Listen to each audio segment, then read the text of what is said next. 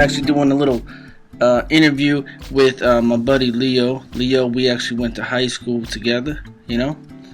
But That's right.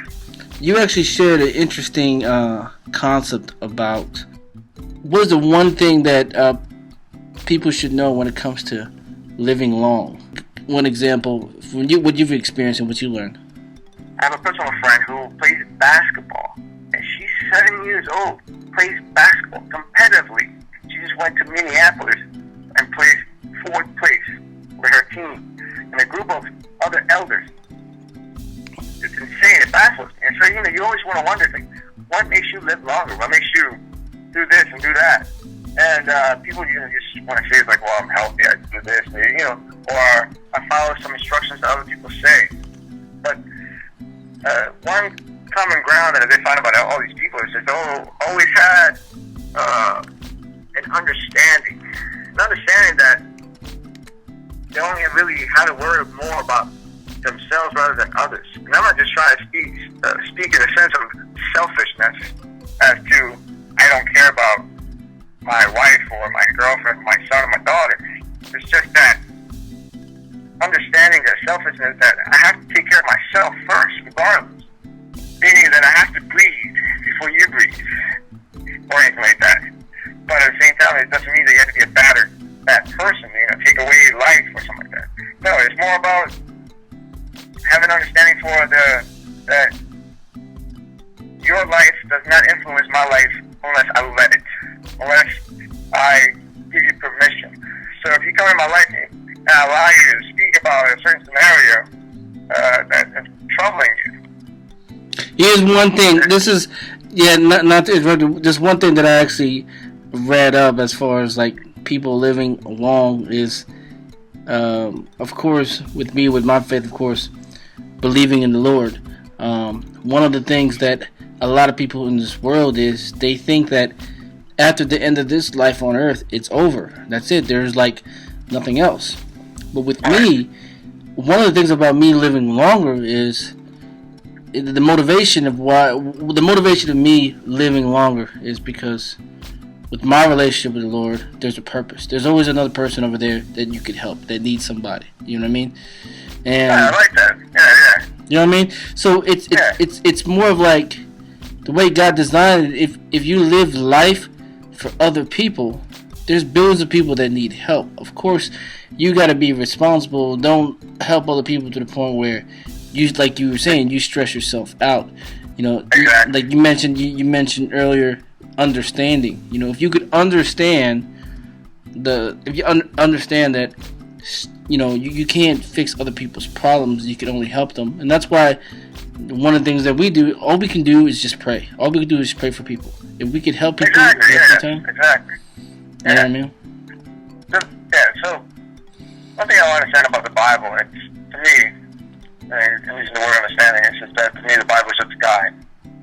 Okay? It's a guide for all of us to understand further about other scenarios. And if you keep hearing the word of, like I will keep saying over and over and over again, it's understanding over and over again.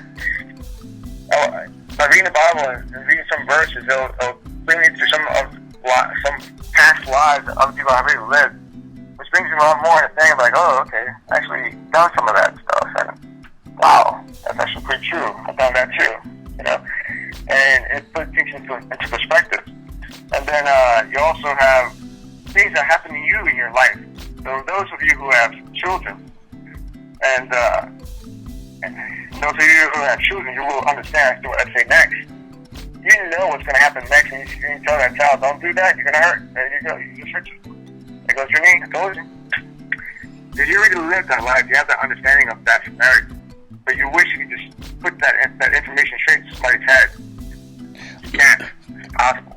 And like what you were saying about like the understanding that a lot of times, I always talk about cast all your worries onto Him, because when you worry, when you develop stress, it actually it actually decreases your lifespan because you age longer. One guy that I know, when I was working up in North Dakota, he actually died at 33. because there's so much, so much stress at his job. He was thin. I mean, he was eating right, but because he had so much stress on his job, he was playing golf with a lot of, big CEOs in the oil field, and he just dropped dead in the middle of the golf course. And he's a guy working hard to take care of his family.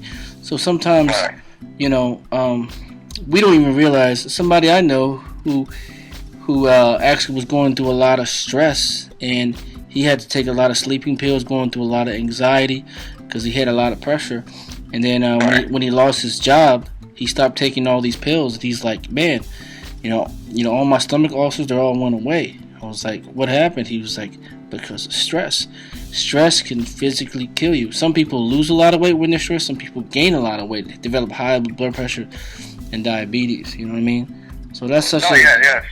That's so true. As a matter of fact, I was actually having a conversation with a friend of mine recently about this.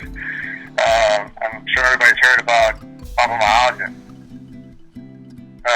When it first got diagnosed, the diagnosis came out as more like a mental figment, something that was made up in your mind.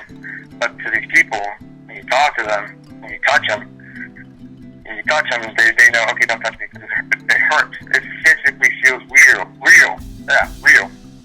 It's a real scenario. It's something that's not made up. They feel it. They're in pain. You know what? This is one thing that I do want to bring up about that. It's the same thing about stress. A lot of times, connected with stress, people have. One example, I'm gonna share this story, which is a true story. There was this lady who went to see a doctor, and she went to go see a doctor about rash. She had a lot of rashes on her arms. Okay. So the doctor gave her medicine and stuff like that. So she came back the second time. She told the doctor, look, it's getting worse. Can you give me something strong or something else? So the doctor gave her something else. Came back the third time the next week. She's like, it's not helping. So this doctor, he took kind of a step of faith. He was a Christian. He said this, look, I'm gonna take a step of faith. Do you have any bitterness with anybody? So this lady, she got offended. So she actually stormed. She left the hospital. She's like, doctor, how can you ask me if I have any bitterness with anyone? That has nothing to do with my rash. She's like, I'm never going to see you again. And so she just left. Okay? Right. Sure enough, at the end of the month, it was probably about like 3.5 weeks later, she came back. And then she confessed. She was like, doctor, you know what? I want to admit that I'm sorry that I stormed off last time, but the reality is, yeah, I do have bitterness, but I want to know why. Because what happened was, when my mother passed away, my brother didn't show up to the funeral, and ever since then, since last year when my mother passed away, she didn't show up to the funeral. He didn't show up to the funeral. I never talked to him again. I had so much hatred and bitterness towards him. And so the doctor actually prayed for her, and he told her, I think the part of the reason why you're being physically ill, why you're having all this rash, is because you have unforgiveness. You really need to forgive him. So he prayed for her, and she genuinely forgave, and she asked God for forgiveness for the bitterness. And sure enough, her rash went away within like the next week. It was slowly getting away. So probably about within 3 weeks to a month and a half, her rash was completely gone because she completely forgave her brother. Exactly. Yes. That's the interesting thing about that, huh? No, it's no different in that scenario. Basically, she allowed the stress get to her. So she allowed the scenario of her brother not showing up to the funeral bother her for a very long time, that it just built up inside of her, and it made her weight. And that weight just gave her that illness. The body reacts to different stresses.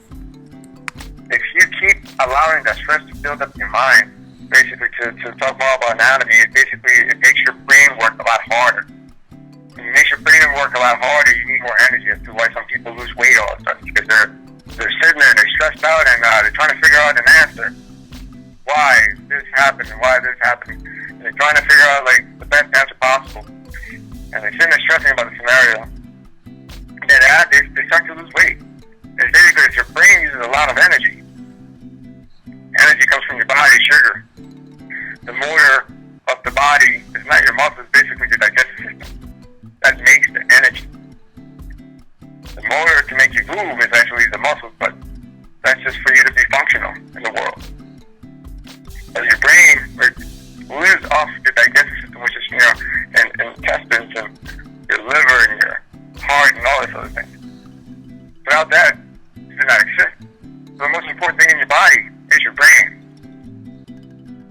So whenever you start having something that stays in your mind for such a long period of time, you allow it to happen, without forgiveness or anything like that. It becomes to build up and to puddle up. So if you see a stagnant puddle, usually they have bacteria growing in it. They have mosquitoes, larvae, this and that, and disease. Same thing happens in the body. To let these thoughts dwell in your mind, it starts to create. Toxic thoughts. You're right about that. That's one thing that I was talking to. I was talking to a friend of mine, and he was he would tell me he would watch TV every night. He would watch the 10 o'clock news, and I was like, why do you watch that? He was like, man, it's important to know. It's important to know what's going on out there. And I told him, but what it does, what you do is like, you're developing these toxic thoughts into your mind, which affects your hormones, affects your body and how you respond. And right. That's why I don't watch this stuff on the news. Well, if I may say this, people love drama. People love these things that attract us to watch TV and these riots and people killing each other. That's the reason we, as a human being, we love this stuff. It's just because if we get stuck in the same routine every day, we get bored and we're like drinking water every day. You don't want to drink water every day. You want to mix it up with a little bit of Coke, Kool-Aid, maybe some sugar to it, whatever. It's some flavor. Things taste better. You get excited about things like that. So when your life just proceeds as the same scenario over and over and over again, you want to watch something that gets your blood boiling a little bit. But you're right. The news media has realized that they can sell this to you. Like, oh look, I can sell. People like drama. I can sell this to you. So one thing to go ahead. Real quick, I wanted to say that I think a lot of people just lose their sense of the purpose of why they're living. One guy shared this with me, and it was like this quote saying, "Most of us know the price of everything and the value of nothing. The accumulation of the things that we gotta have is Satan's trick to enslave us and cause us to miss the high mark of our calling, of our purpose. So we live life. You know what I'm saying? No, it's so true. It's very true. It's just that, that is so true. And I shared, and a lot of times we go to life chasing after things that we don't have, and we just miss our purpose of what's our calling. Well, I just spent the past year and a half working on my purpose of getting a new car or getting out of debt. You know what I mean? And a lot of times we stress over ourselves over things that we don't have. Then we have it, we sell it, and we get rid of it. You know what I mean? And I shared this post is the best way to stay healthy is to trust God in everything. It's less stress, which increases your lifespan. Facts about stress: 1, job stress can damage cells, leading to early aging. 2, even the anticipation of stress may accelerate cellular aging. 3, stress ages the brain. 4, stress can lead to vision and hearing loss. 5, chronic stress can contribute to an unhealthy lifestyle. And I share the word. That's why in Proverbs, it's crazy. Like, listening to the word of God, trusting the word of God actually is healthy. It says, trust in the Lord with all your heart and lean not to thy own understanding. Proverbs 3:5 talks about don't stress out in your life. Trusting God, you want to live a long, healthy, abundant life, And so it's amazing how you can relay everything in everything in the word, everything in our life, Right, and to say this too, nonetheless, it's one thing that a lot of us for example, because I was one of these people. I would always ask questions, and some of the answers that were given to me were like, "Well, that's how it is." I'd say like this, but I can't stand those questions. I mean, those answers. That's how it is. You want somebody to relate things to you, and that's, I believe there's a lot of people out there that have an understanding about certain scenarios. You have an engineer that understands how the mechanics of hunting fishes work and all that stuff. I'm not there yet, but sometimes we have some people that understand the world, the Bible, the world of God, and how to make things more understanding about what it says. Yeah. And it, in a way, translate the word over to you, because sometimes, when you read the Bible, it's just damnations and this and that, and you're like, whoa, it can be kind of scary as well, overwhelming. Yeah. But the main part about this is that it's not to say anything. You have to basically have an open heart and open mind, and just know that the only thing you really have control of is yourself. That's it. Not the person next to you, not the person under you, not the person, nobody. I mean, give me your own baby. Turn around, the baby starts falling away. You have no control of that baby. Try as much as possible. You don't have control of the baby. Don't. Sorry to say. Sorry to say those expecting women out there, but you have no control. A lot of times, another thing too, a lot of times when I talk to people, like my job, I talk to people all the time. And the interesting thing too is there's two key things. The two key things that I find of the most happiest people I've seen, walk in, I'm like, man, why are you so happy? Is what? Gratefulness and creativity. Meaning that one guy, he came in and I was talking to him and he was just so happy. And I asked him, man, why are you so happy to work? Because my job, I train new hires. And he said, man, I'm just happy I got a job. I just got out of prison after 10 years, And a lot of times we take things for granted. And another thing I also say, too, is creativity. Is because, in the Word it talks about my people that lack vision, my people perish for those who lack vision. With me, it's crazy because, when I started my own business and stuff, I was like, this is all inspired off of a vision that was once birthed in my mind that God created, and a lot of times, and I came up with this saying: heaven on earth is the moment when you stretch your faith and you arrive to this surreal new world, you never knew existed, and you say to yourself, I will never go back to the old world. And that's including your health, your body change, and you're taking a step of faith of, and I say to stretch your mind on the road to your destiny. Through mental stress, you develop a stronger mind of hope, work ethic, fulfillment, joy, ideas, vision, faith, foundation, purpose, clarity, ambition, passion, heart, maturity, and leadership to weather any storm in our lives. See, you continue to stretch yourself even if it develops temporary mental stress. Through mental stress, develops a stronger mind. Maintain your purpose in life with passion. If we want to do the impossible, we need faith in God.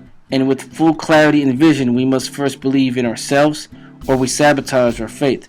Let's carry out motivational action steps to match our motivational vision.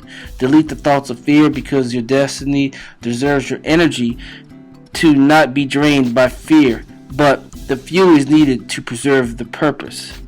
The road can be foggy when we don't receive instant gratification. The rewards goes to those who embody their dream, tattoo the dream into their hearts.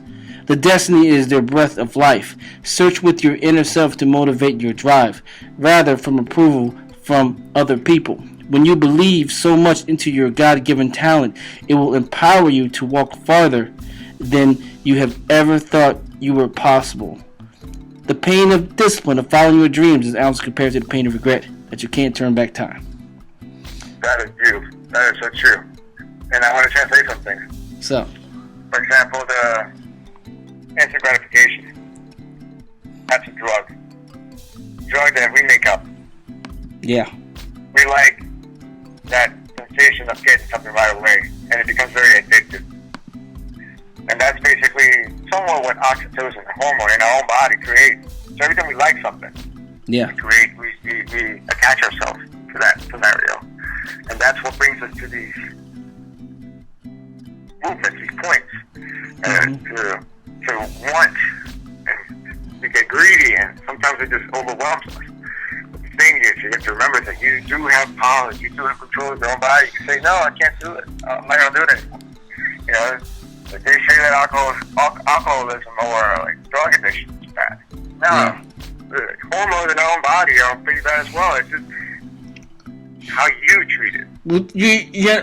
It's I'm gonna have to cut it because I gotta get some work. But last thing that I do want to say too is the fact that no matter what, whenever you finish one problem in life, whatever it is, big or small, that's just how life is. There's always another one pending. And a lot of times people get tormented because that's how they view life. Once you fix one problem, there's always another problem. Exactly. You know what I mean? And I used to view life like that. You know what I mean? That you're either in the middle of you're either coming out of a problem, in the middle of a problem, or about to enter into a new problem. But then I realized, kind of like the glass half full, half empty.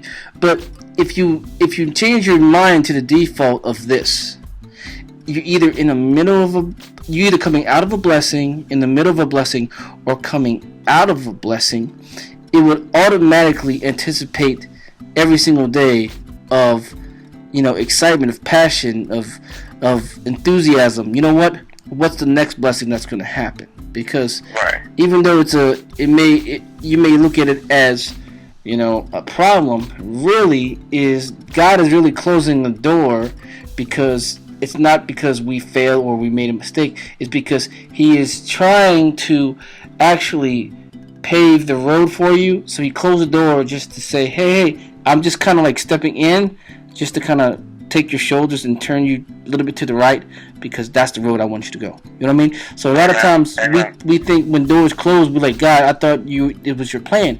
This is what I learned. Sometimes God will take you from A to B. After you get to B, you get to disappointment where you're like, God, I thought this is where you wanted me to go.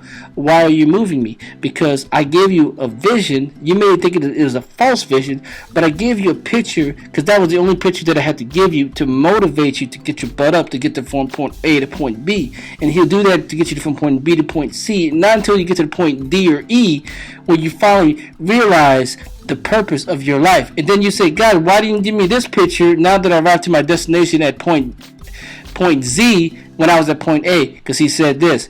Because I know you would have been too afraid to even go to A to B if I would have showed you that. You know what I mean? Exactly. And one thing I learned in life is that, everything in life, it's all part of God's glorious plan. Here's the thing: is one thing I learned in my life. I've been through a lot of roller coasters in my life, and this is one thing that I say to myself, which I guess God gave me this revelation, is this: when everything in your life doesn't make sense, just let it pass and focus on only the things that make sense. And that's building your empire or following God's will, so that when everything in your life starts to make sense again, you can look back and say to yourself, I never wasted a single day in my life. Exactly. That's beautiful.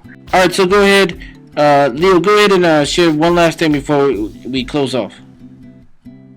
I just want to share this one little thing. It's really an equation that came up with through my self-questioning. It starts off with environment plus communication equals education. And it uses interchangeably with communication plus education equals environment, and also with education plus environment equals communication. Environment basically starts within the person, state of mind. Education is the understanding of knowledge. Individual knowledge brings understanding to all those who are listening. Communication is the manner that we share, whether it be written or spoken. We communicate. We all are in a social society and have to communicate with each other. Understanding begets knowledge, which allows the person to communicate and allows the environment to understand internally first and then externally. Yeah, that's good. That's deep. Also, in order for all this to work, for this equation to work, one person needs is love. And that's what God has given us, is love. As soon as we understand love, we can use the equation accordingly. Well, that's a good thing that you actually tie that off. So we can tie that off to living a long life. The root is love. We have to live with having love as the heartbeat. God's love, the heartbeat of everywhere we go. Because without love, we are nothing. We're just zombies, just zombies just walking, you know. But this is good stuff, man. Good insight, man.